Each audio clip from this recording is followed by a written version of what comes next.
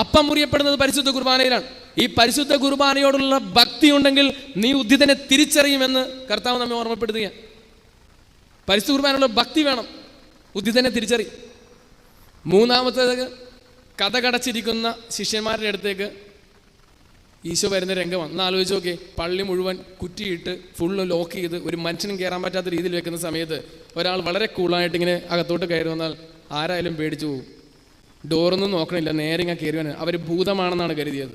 ഈശോനെ കണ്ടപ്പോൾ ഈശോ വേഗം പറഞ്ഞു, നിങ്ങൾ എന്തിനാ ഭയപ്പെടണേ, എൻ്റെ ഈ കയ്യിലേക്ക് നോക്ക്, എൻ്റെ കാലുകളിലേക്ക് നോക്ക്, എൻ്റെ നെഞ്ചിലേക്ക് നോക്ക്. അവൻ മുറിവ് കാണിച്ചു കൊടുക്കുന്നുണ്ട്.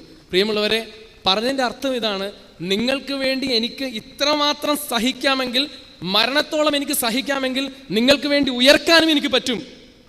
ഉദ്ധിതനെ തിരിച്ചറിയേണ്ടത് അവിടെയാണ്. അവൻ്റെ സഹനത്തെക്കുറിച്ച് നമ്മൾ ധ്യാനിക്കുമ്പോൾ ഇത്രമാത്രം സഹിച്ച ഒരുവനെ നമുക്ക് വേണ്ടി ഉയർക്കാൻ ഒരു കുഴപ്പമില്ല. അവൻ നമുക്ക് വേണ്ടി ഉയർന്നു. ഉദ്ധിതനാണ്.